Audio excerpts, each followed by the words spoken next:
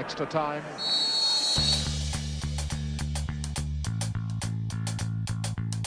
Hello and welcome back to the Extra Time podcast. It's me, your host, Patrick Van Straaten, and today I'm joined by the most OG of lineups. I've got Joe Thomlinson and Chris Hamill. Hello, guys. Yes. Hi, mate. Good to be here. Yeah, how are you both doing? Not well.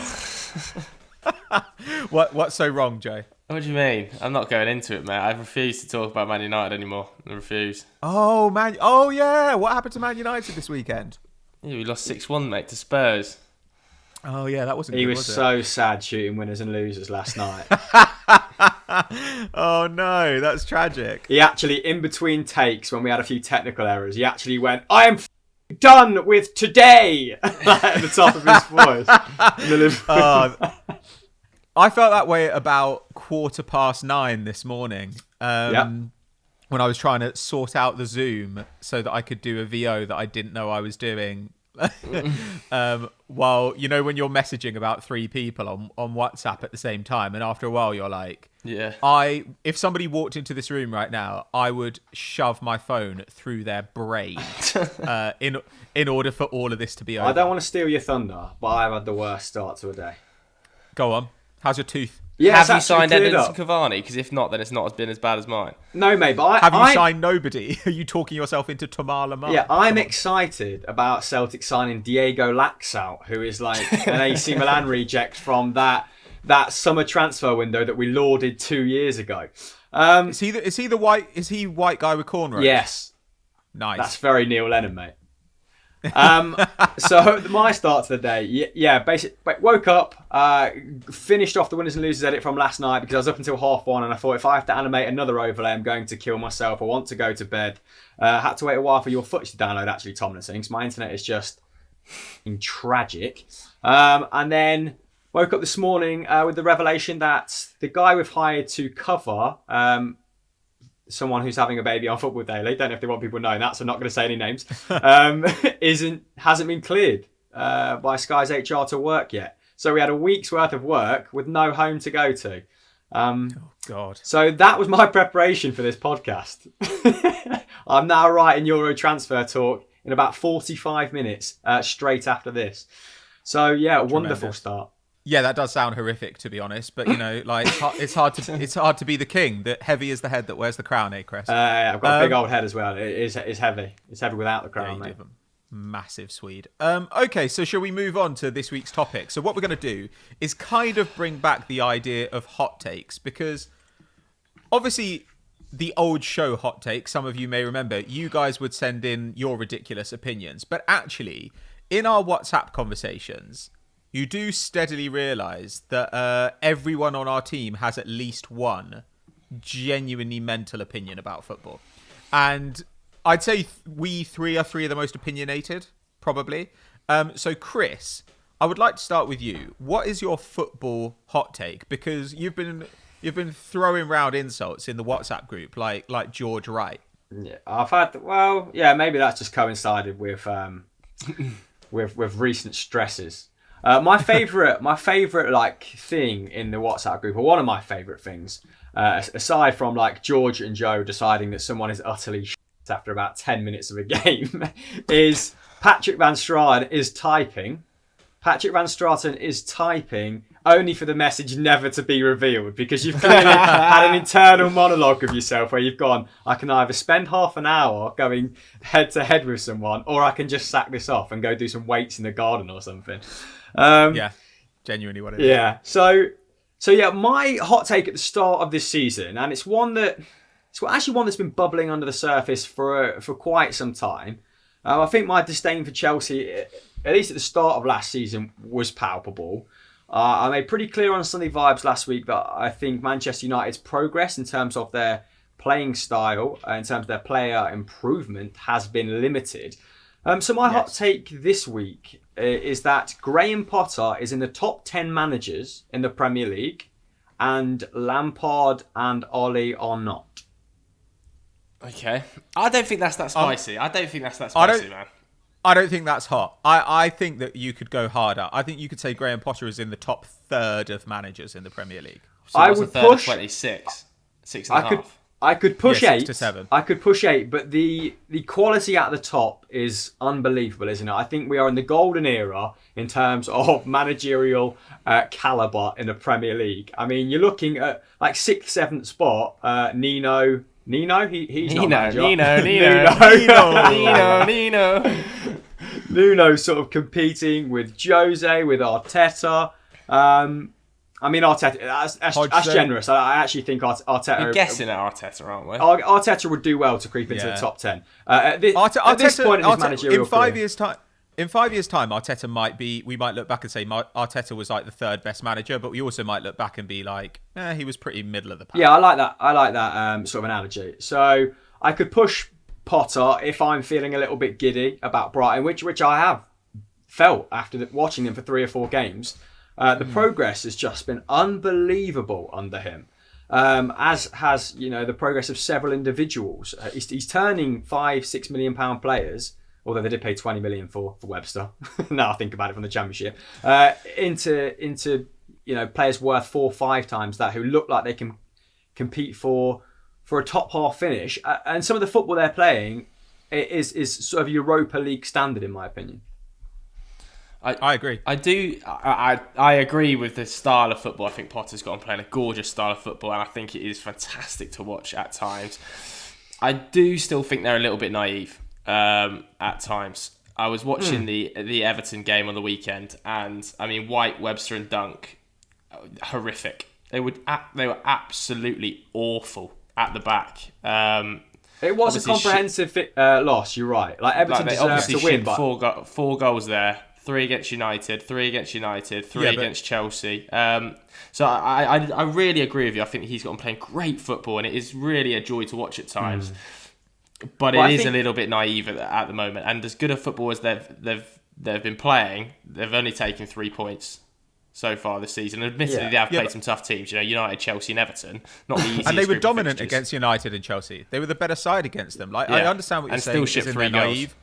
Naive. Let's be honest though, they were unlucky too. Like Reece James bangs an absolutely ridiculous one in. The 3rd one against Chelsea is just a lucky deflection. There's a penalty that shouldn't have been a penalty against United. I mean, like the United game in particular, like they were hugely dominant. And I know what you're saying. Like against Everton, yes, at the end, they were just passing to Everton in their own half. Like that was mental. But in the other games, I think they should have taken 6 points. I like how invested you two are after both agreeing it wasn't the hottest of takes. So I think at least I've started a dialogue here. So where do we think Brighton have finished? Do you actually think Brighton, if you've got Potter as a top 10 manager, you think they can finish top 10? Listen, it's very hard to say with a club like Brighton with any great confidence, because an injury to a couple of key players could really throw their season, couldn't it? I mean, they've got decent depth now. We saw that when Lallana came in for Basuma, but Potter's having to convert left wingers like Solly March into left wing backs, although Dan Burn can now sort of deputise at left back or the left of a centre half pairing as well. They've kind of switched between 3 at the back and 4 at the back. They do that in game really well, don't they? Really bloody judiciously. But just to go back to the results you mentioned, because like you said in Winners and Losers, they should have scored 10 against United. Ecce had the result in Brighton's favour against Manchester United and Chelsea. So they've just been very unlucky at the start of this campaign. You can't really legislate for Trossard passing straight to, was it James Rodriguez, for Iwobi to kind of set him up on the counter.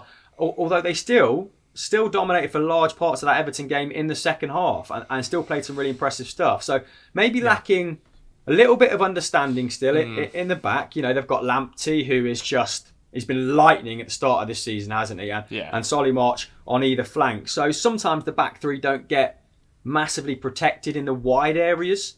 And James Rodriguez was just able to kind of ghost in a couple times, wasn't he? But I think that's going to improve with time. If you take Adam Lallana out this side, by the way, and put Basuma in, which was a change that was enforced by the red card, the average age of the squad is around 23.9, the starting 11. That's impressive, insane. It's insane. It is. Like Ben White's come in, of course. Like Trossard is now starting to look like a really, really useful number 10. Should we call him a number 10? He's kind of... He loves to roam, doesn't he? Alzati has been converted from a fullback to a really competent central midfielder. I think he's looked great at the start of this season. So you're seeing young players become more tactically astute, going toe to toe with Champions League sides, and like they've not been one-offs, have they? And I'm just kind of besotted by his whole story. I don't know how much time Van Straaten wants to give us anyway, but the Osterson story, obviously incredible. The fact that he retired at 30, fell out of love with the game, and then sort of worked his way up from the 9th tier of English football.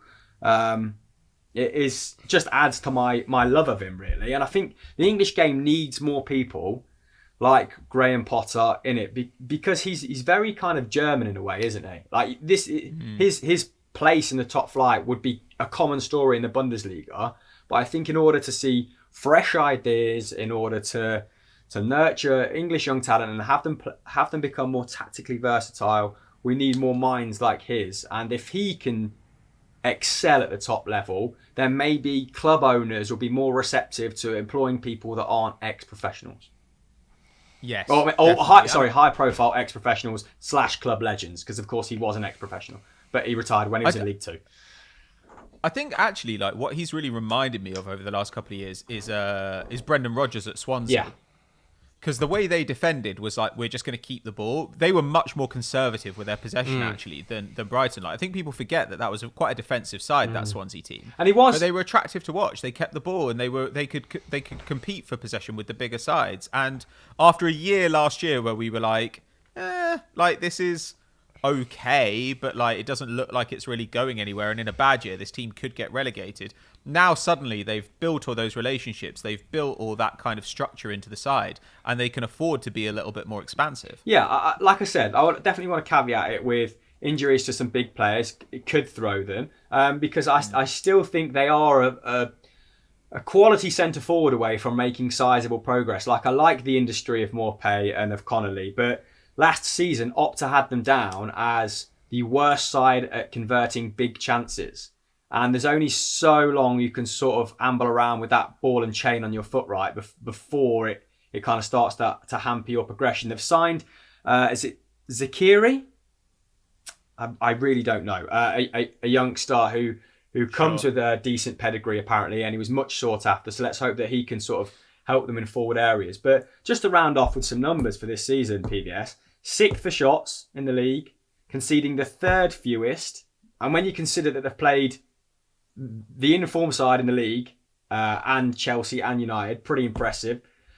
Still a lot of industry in there, despite their reputation for playing really nice possession-based football. Like, their defensive stats, like the tackles and interceptions per 90, very similar to that of Burnley's. So they've got that variety in the game. They can be a little bit nasty as well, can't they? We've got Dunk, Webster. They could be on the front of a Wetherspoons. You wouldn't bat an eyelid.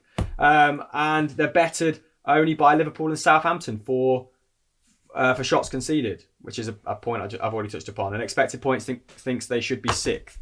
Obviously, very, very early doors. You do expect this to drop off to an extent. That age is probably gonna play a part. Thinner squad than some, but I think based on the brand of football that they're producing at the minute, 10th to 12th isn't unattainable.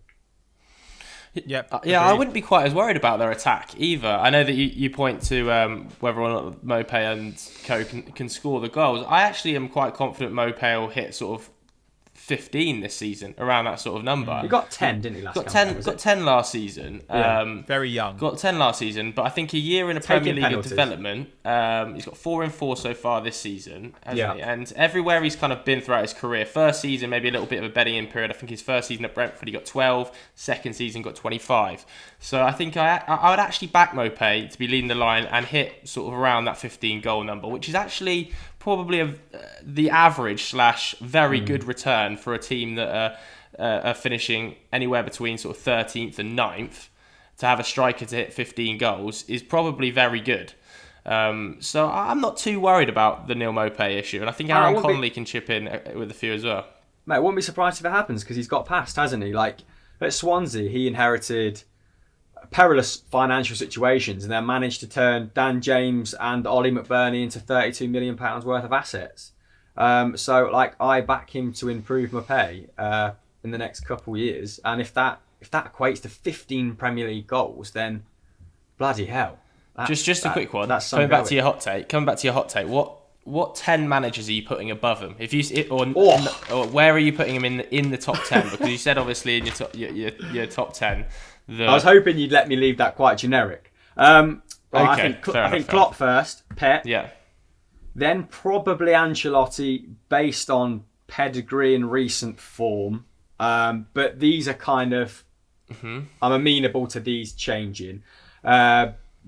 Bielsa, for what he's done in the game, again, that's more of a historical one than what he's doing right now. Although what he's doing right now is very, very good. Yeah, he's done magic with this lead. So. I would... Jose Nuno probably competing the level below that. Like, come on.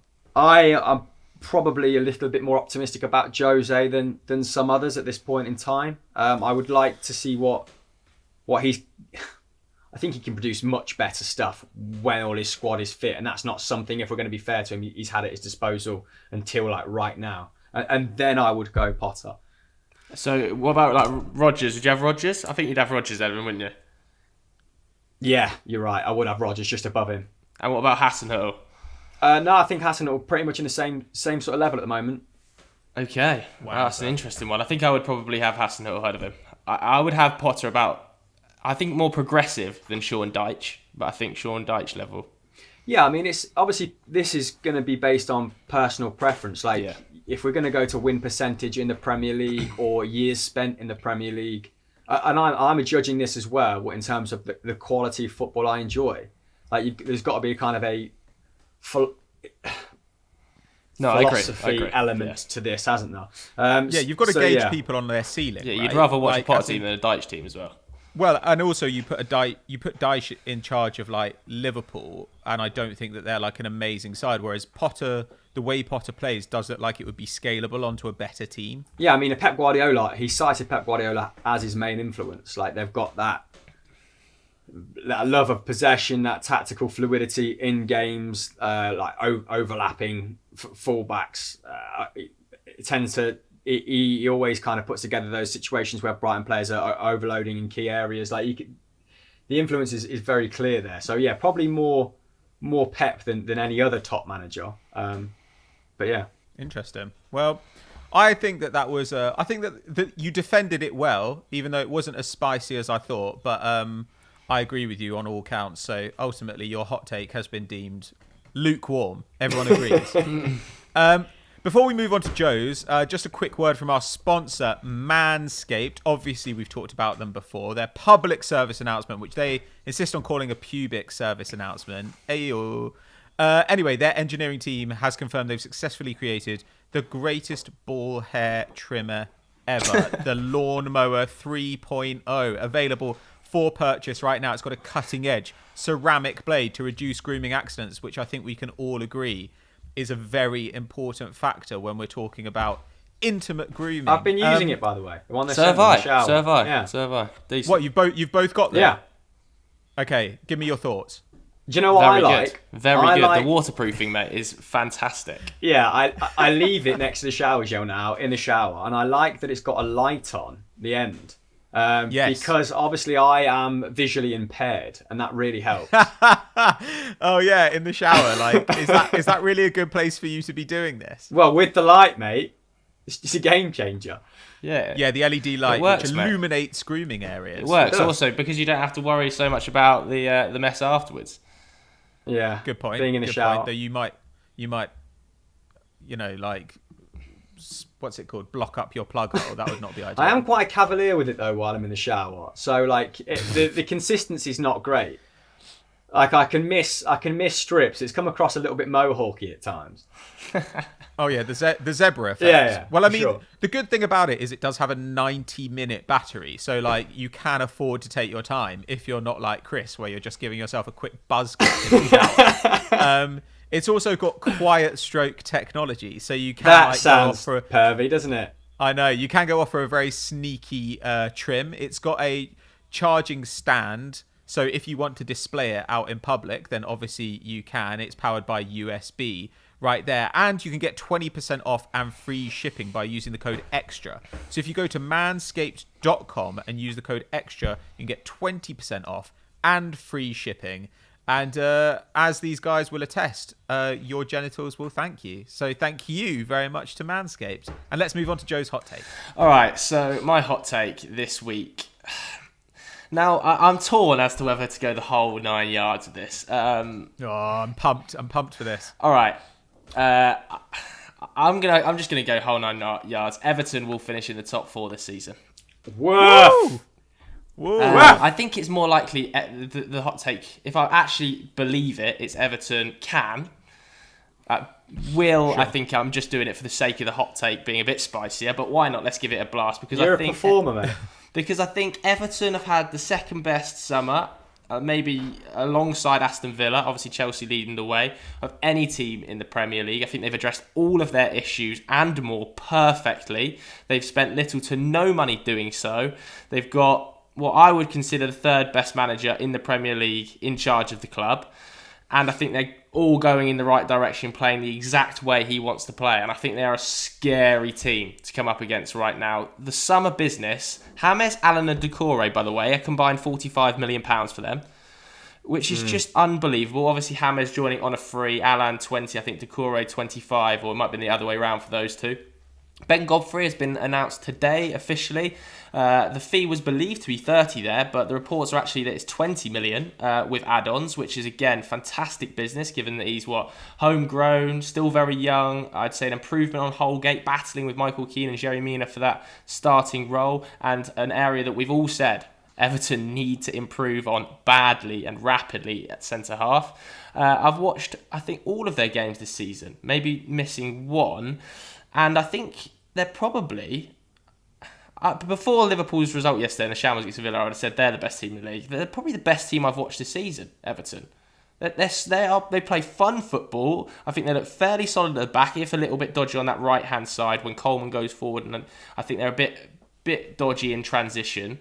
But let's take nothing away from their results because, Tottenham are one of the scary teams in the Premier League to face right now. Maybe they weren't first week, but Everton rolled them over and made it look very easy doing so, by the way. Could have beat them comfortably. The weekend that's just gone, very easy against Brighton as well. And Brighton, a bit like Tottenham, can be quite troublesome. They've scored 5 already twice this season. They've scored 4 already twice this season. They're top of the league. And I don't really see where the major issues are. I suppose maybe if James was to pick up an injury, they might struggle there. But, he's created the most chances in the entire Premier League so far this season with 17. He's already scored 2. He's already, I think, got 4 assists as well in the league. Unbelievable. Dominic Calvert-Lewin is the on-form striker in the Premier League along with Harry Kane. I think he's got 9 goals already this season. The only drawback I can see with this Everton team not challenging for top 4 is Jordan Pickford. And I do think it's a major issue that needs to be addressed in the January window. But again, The positive for Everton will be the January window is only 2 months away. It's 9 weeks away. Or something like that, isn't it? What is the date today? October the 5th or 6th, is it? October the 5th. So it's like 12 weeks away. Yeah, which is no time at all if they can get to January in a solid position in the top 4 and then look to readdress that goalkeeping issue. It's not like you have to start in August and you're waiting another 6 months. So I really think they can challenge for the top 4. I just haven't seen any signs that they look that vulnerable. Even on the weekend against Brighton, they were without Allan. They were without Gomez in midfield and played Tom Davis in there as well. And Gylfi Sigurdsson. I think the game against Liverpool is totally going to be different. A better barometer, right? The match against Liverpool this after the international break. But I think even if they lose that, they won't be that fussed because it's Liverpool. Do you know what I mean? I think it'd be the manner with which they lose it, right? If they're in the game, then that is massive progress. It's been the biggest non-derby in world football in the last 20 years, hasn't it? Everton have rolled over and had their bellies tickled every time. Yeah, you say that last season they were in both of the fixtures against Liverpool. I mean, I think for Liverpool's lack of finishing. I don't know, man. I thought they were pretty. I think they've been pretty good last season, but the seasons before that, they've they've had some dodgy times. But like there were games that were decided by like Pickford flapping into his own goal and stuff. I think they've been alright. The turnaround this summer has been absolutely remarkable. Because if you think back to that Tottenham game towards the back end of last season, when I remember Gary Neville saying on commentary, this is just disgraceful performance, and Everton were a shambles. And I thought, I don't understand how Ancelotti turns this around. But after the summer he's had, the way he's got Calvert-Lewin playing, I really like how he's using Richarlison and Rodriguez as almost like these inside forwards that come inside and allow Digne and Coleman to get on the outside. 3 very sound and solid central midfielders in Doucouré, Alan, and he's even found a role for Andre Gomez in there. I think with the addition of Ben Godfrey, it improves them massively at centre-half, and I actually think he might well take the place of one of Michael Keane or Yerry Mina. I just don't really see any issues for Everton, and to be honest with you, the biggest bonus for them finishing the top 4 is I think Chelsea look okay, and I think they'll grow into it and finish comfortably 3rd. But Man United for 4th, I don't think it's happening. I think Arsenal haven't improved particularly well at all in the summer window, particularly without signing any central midfielders and letting Guendouzi and Torreira go. I think Tottenham will push them pretty hard. But then the rest is just a bum fight between them, Wolves, maybe Leicester pop up as well. Who's the backup striker apart if Dominic Calvert-Lewin gets injured, aside from Moise Kean, who might be going to PSG, right? Well, Moise Kean's gone to PSG, but they'll play Richarlison through the middle. Yeah. Which again, I don't think is the worst option. I think he's absolutely fine going through there. And again, we could say the same things about a number of teams that are battling in that sort of top 4 area. If Aubameyang was to pick up an injury for Arsenal, for instance, I think they'd be in big trouble. Maybe not so much Tottenham now because Vinicius, but is Vinicius a better player than Richarlison to be playing through the middle? I don't know. I've never seen the guy play, to be honest with you, so I couldn't tell you.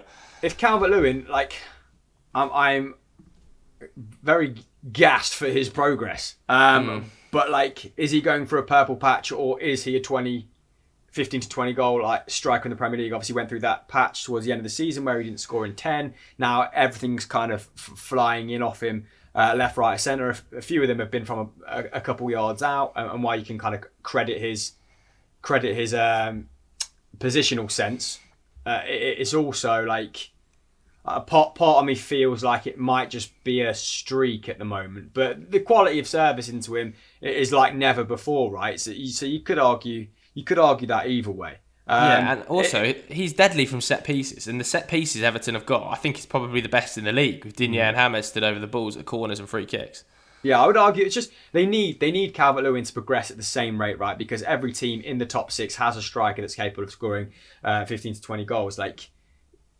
So I think just he needs to be that guy for them, and then I see them more of a top 6 challenge than a top 4. But I think since Ancelotti was appointed as Everton boss, I think only one player has scored more Premier League goals than Dominic Calvert-Lewin, and I think that's Harry Kane.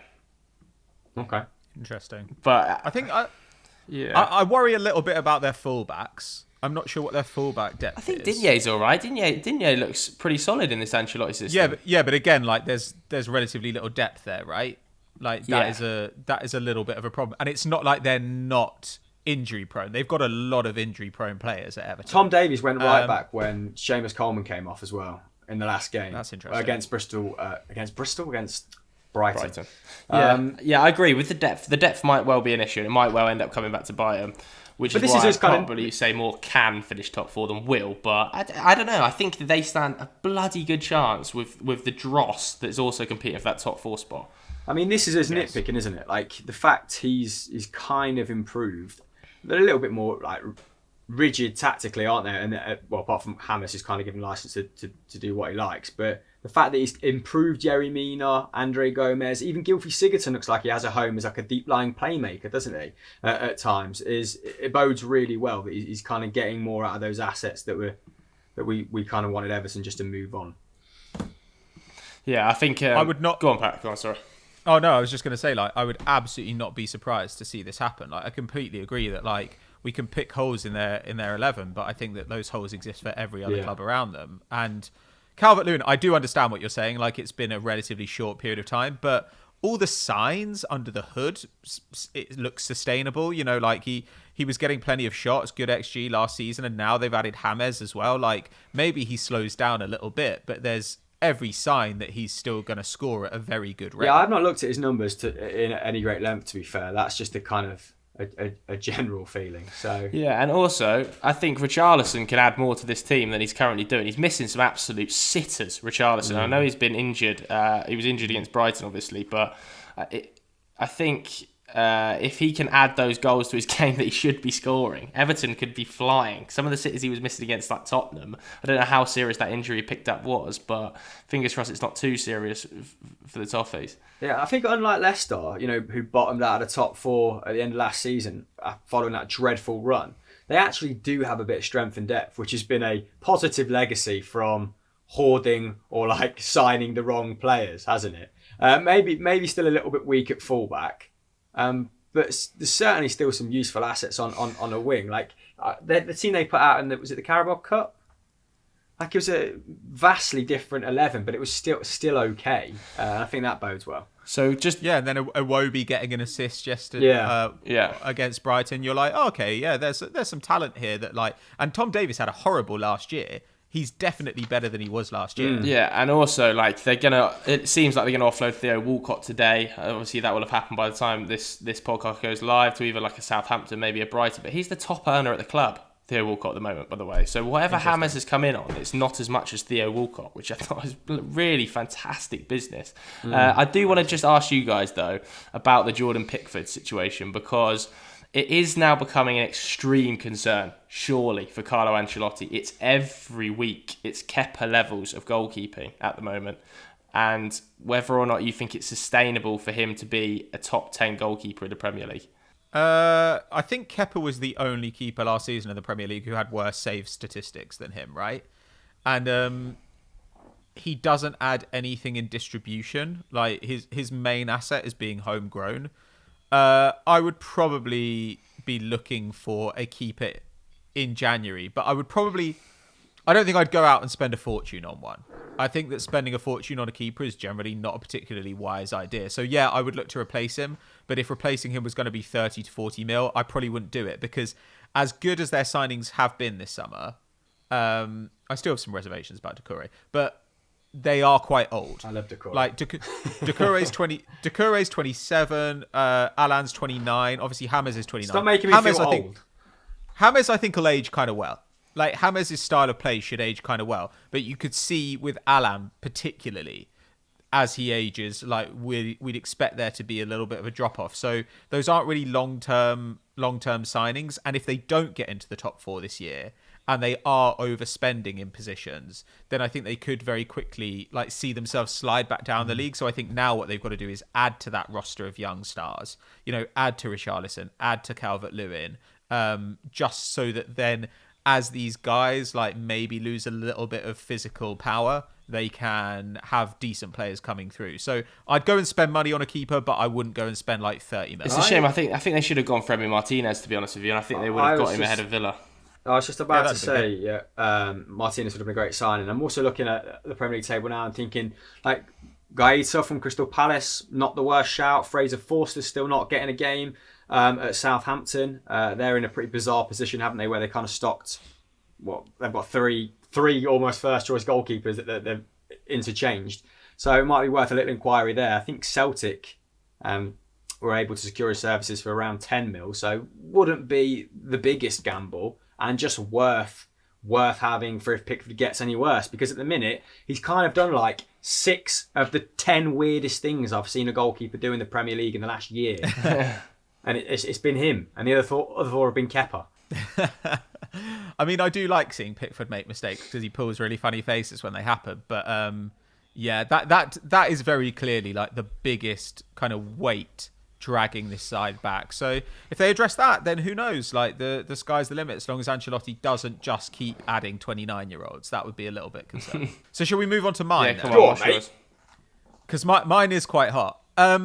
Okay, so this was actually I dropped into the group chat on a Monday night when Arsenal were losing to Liverpool, and I saw Chris, you say, I can't believe I ever contemplated like selling Aubameyang and keeping Lacazette. Like, I'm so sorry or whatever. Yeah.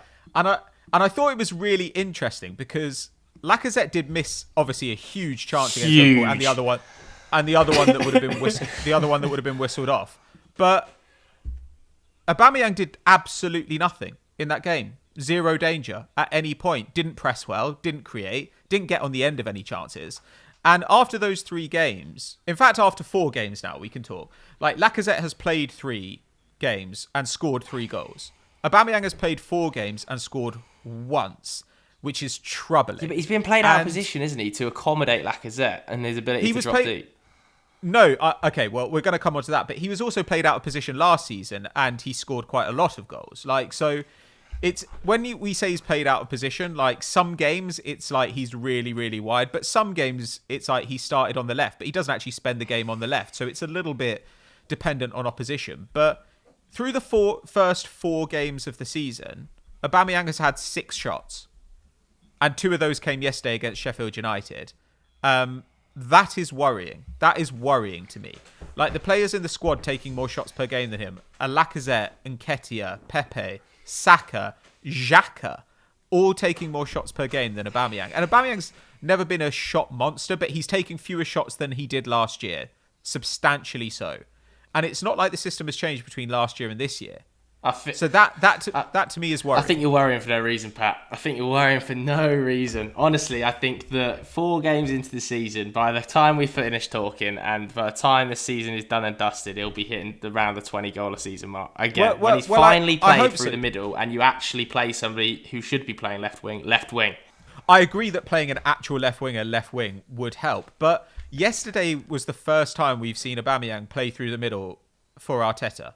He played about 20 minutes there, during which time he had no shots, by the way, which was a little bit concerning. And it was kind of interesting because every time Arteta talks about strikers up until now, maybe he's changed his mind because Arsenal have had so few shots up until now, and he realises that maybe they need to open the taps a little bit more and just take more risks to try and get more shots. But everything he's said about strikers doesn't chime at all with Aubameyang's game. Like, he said that he likes strikers to drop deep, to link play, to be creative, to hold the ball up, to press. None of those are really things that Aubameyang does particularly well. And I say this obviously as a huge fan of Aubameyang, but like, it does concern me a little bit. And I do think that there were a couple of misconceptions around Arsenal. I think firstly, one was, if you sell Aubameyang, you can't replace him. And I think that's true if you think that you can only replace a striker's output by buying one player to replace that striker. I think it depends what money you'd have got for him. You might have just not got enough money. But I remember this exact conversation happening with Alexis Sanchez when it was like, we should take 60 mil. And everyone was like, you can't possibly take 60 mil for him. And obviously we should have and reinvested. I think that you can build a squad that's more coherent, which creates more goals. Because you look at other teams in the league with inferior strikers, and they still have better attacks. They create more shots and they score more goals. But I cannot remember the last time a star player from a team was sold at a substantial rate, and the replacements that joined actually ended up covering his output. Your replacements have been. It doesn't happen. Maybe this for me it'd be more of a viable argument, like keeping Lacazette and selling Aubameyang if the Nicola Pepe transfer had worked out. Sure, but I mean, like, if you'd sold Aubameyang, like, bearing in mind that keeping Aubameyang at the club means committing 60 million to him over the next 3 years. Like, but you're also committing to a goals deficit of about 50 without him. Like, I think your top goal scorer without Aubameyang at the club over the course of the season, like in the league, is Lacazette around the 10 mark. But that's assuming, Lacazette got more than 10 last season, despite kind of missing like a lot of the campaign. And I think that assumes that you don't sign anyone. Like, obviously, if you sell Aubameyang, you go out and you get a proper number 10 and you buy, like, you try and get a goal-scoring winger. Or, say you'd sold Aubameyang for, like, 40 mil and you could have gone and got your boy Odsonne Edouard. Like, the drop-off is so ginormous, though, between Odsonne Edouard and Aubameyang. No, but that's... And the fee is only £10 million versus differential. But that's absolutely the wrong way of looking at it. Like, to say, like, the drop-off from this player to that player is important. That's way less important than how the team plays as a whole. If the team doesn't create opportunities, Aubameyang's not going to create opportunities for himself. Like, he isn't. He's not that sort of player. And that's fair enough. Most players aren't that sort of player. But he scored 20 goals last season in this team. He did, but he is also getting older, and we see players getting worse. And Arsenal also have major, major issues. I wouldn't be saying this if Arsenal had other positions sorted, but what we've seen this summer is that they've been completely incapable of addressing their problem areas. Like, in fact, even the players they were linked to, Partey and Aouar, would definitely improve them. But Aouar's not like a number 10 who produces like 3 chances a game. He's never been that. And so my issue was more that I felt, if you can sell a couple of these players and then address these problem areas, you make the team better as a whole. And I do think that there's this real problem in football of people saying, well, if you get this player, he's not as good as that player, therefore the team will be worse. Do you not think... But if you get 2 players and you can play a different style, like, so for instance, sometimes if you have better centre-backs, you can play 4 at the back instead of like 5 at the back. And that means that you can then get another attacker on the pitch. That doesn't mean that attacker's better than the attacker who was there before, but simply having another attacking player makes the difference. But do you not think at the moment having going through that transitional phase would be better whilst retaining Aubameyang, even if it means that you don't get your primary target? Say if you had to pay 40 million for Odsonne Edouard, like, would you not gradually improve other areas of the team rather than trying to kind of replace like for like? So you've just said then if other moves had happened, or if there were improvements in other areas of the team, you wouldn't be sort of advocating selling Aubameyang, getting the sort of maximum profit for him while he's got still got 3 years on his deal, or he's signed an extra 3-year deal. Would you not like consider 30 for Lacazette and then plug whatever? What are the biggest problems at Arsenal right now? If somebody had come in with big money for Lacazette, I'd have absolutely taken that. That would have been totally fine. But I think it's fairly clear that Arsenal are not able to improve those other areas, like, while keeping Aubameyang. I think it seems pretty clear that, like, committing this money to Aubameyang means that Arsenal don't have the money to do those other things. Like, if it were a case of, oh, okay, we can keep Aubameyang while strengthening the rest of the squad, you do it. But fundamentally, when Arteta came in, everybody said this is going to be 2 or 3 summers of rebuilding this squad. And now, at present, on transfer deadline day, it looks like one of those summers has been and gone without any improvement. Like, we've bought a centre-back, which is good, but we've committed also a bunch of money to Willian, which I think is probably a mistake. And so then one of your summers is gone when you're meant to be incrementally improving the squad. And it's fairly clear that isn't because, like, Arteta's happy with the squad. He's been very clear that he isn't. It seems that Arsenal just don't have the finances, like, and certainly don't have the space on the wage bill. By the money committed to Aubameyang, do you mean like the opportunity loss for not selling him for 70 mil? Because, of course, you could argue that this issue goes back to the Mesut Ozil contract. Or if Aubameyang is hindering you from a wage perspective, then how could the club afford to front 220k a week for Willian? Like, it doesn't feel like he's the roadblock to me, which is why I think selling him would be like... It's just for me, not selling him would necessary. have just been so detrimental, not only on the pitch but off the pitch for Arsenal this summer. I think that the mood around the club, if you'd have sold Aubameyang for 40 to 50 million pounds, would have been disastrous. But that's assuming that firstly you don't bring anyone else in. But I think whoever you bring in, no Arsenal fan, for 50 million pounds for the let's say you sold him for 50, whichever player arrives for 50 is nowhere near Aubameyang's quality. So it's going to be a massive loss. But you don't have to buy like one player for 50. You can get, say, 2 players for 25, which is absolutely what Arsenal should be doing. But they are still doing that, aren't they? With Gabriel Magalhaes and that's the only one. And they've bid up to 30 million for Aouar, haven't they? So it's just they've not actually found another target that they deem good enough in that price for that price mark. Well, but they've got the money still. If they'd sold it, well, they haven't really. Like, if they'd sold Aubameyang, they probably would have been able to go through with the Aouar move if that was who they really, really wanted. But it's more like when you say, like, definitely Mesut Ozil is a massive issue, but Mesut Ozil's contract is up next summer, and then you can move on. Whereas now with Willian and Aubameyang, you've got huge contracts running for the next 3 years on guys who are old. Like, they are old.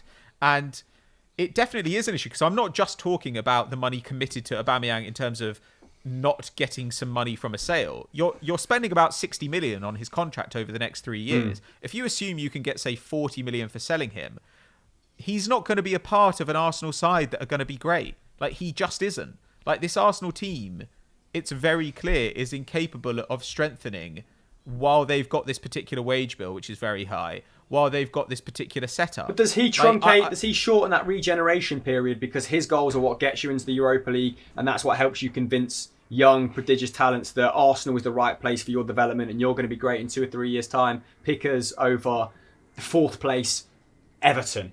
Maybe, but maybe not. I mean, like, Arsenal missed out on Europa League in the league last season, and yes, they won the cup, but you can't bank on winning the FA Cup to get into the Europa League. Like, maybe he does, but equally, maybe he doesn't, and then you've spent all this money in the same way that they did with Socrates, in the same way they did with David Luiz, in the same way they've now done with Cedric and Willian.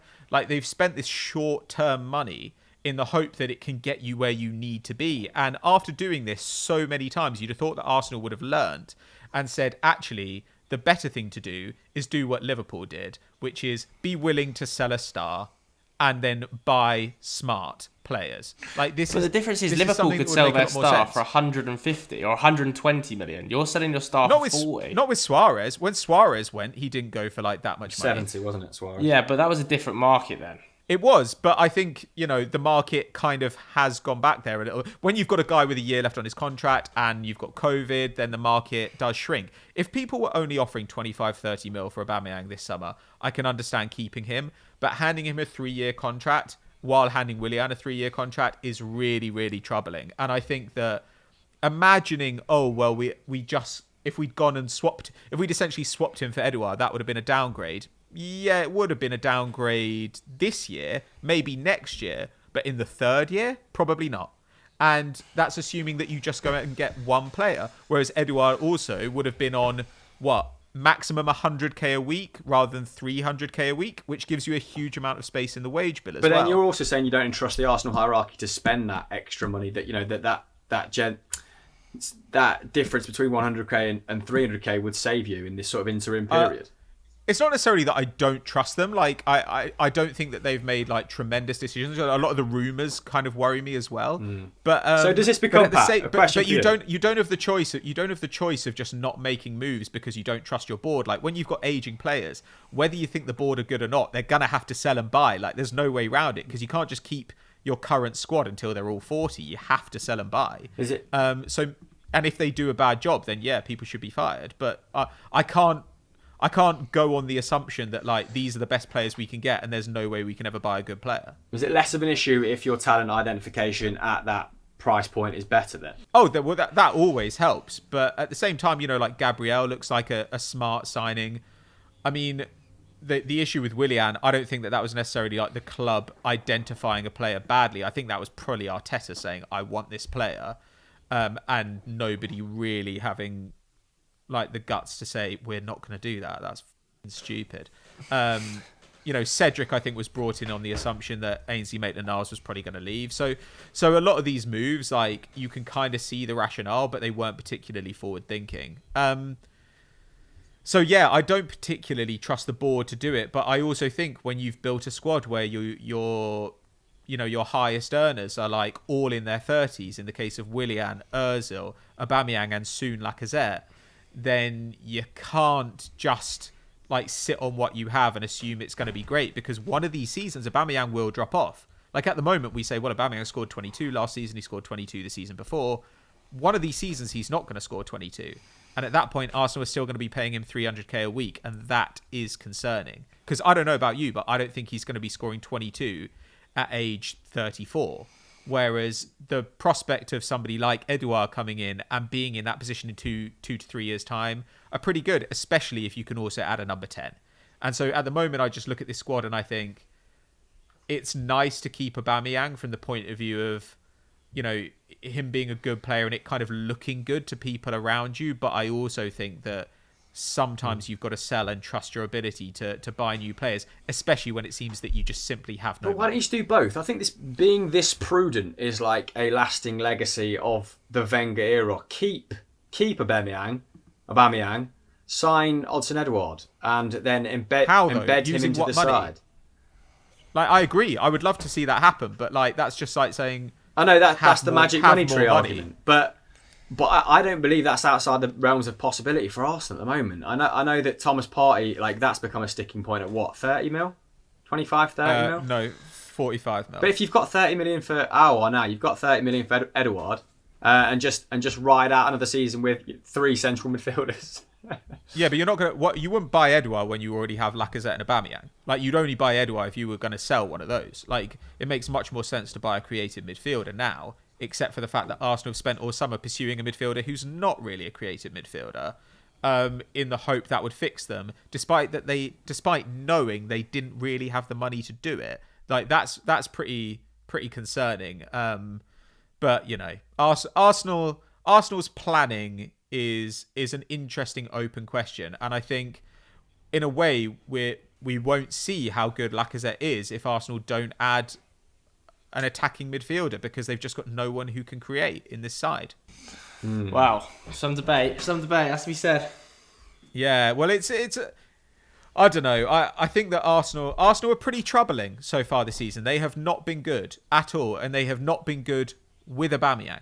And Aubameyang in particular has been pretty bad. So like, maybe when we come back from the international break, he's playing through the middle, he starts getting shots and everything looks rosy, and maybe this is a long-term decline, and Arsenal have spent a load of money on somebody who over the next couple of years is going to get worse and worse. But I suppose we'll find out by the end of the season when Arsenal finish.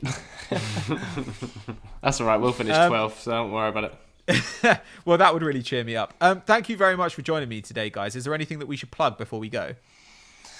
Jack? Trying to think now. This is going out on Wednesday, isn't it, Pat? So I would have done We Need to Talk ranking the Premier League club's summer business, and that would have gone out yesterday, actually, a special early week edition. So maybe have a watch of that. Nice. Chris? I think there'll be a top 10 out on Euro Football Daily, and go and show Doogie Critchley's latest iteration of Euro Roundup some love, because he's worked very hard on it. Fantastic. Thank you very much, guys. Make sure that you subscribe to this podcast channel if you haven't already, or subscribe to the podcast using whichever app you favour. Thank you very much for watching/listening, and we'll see you next time. Bye. Bye.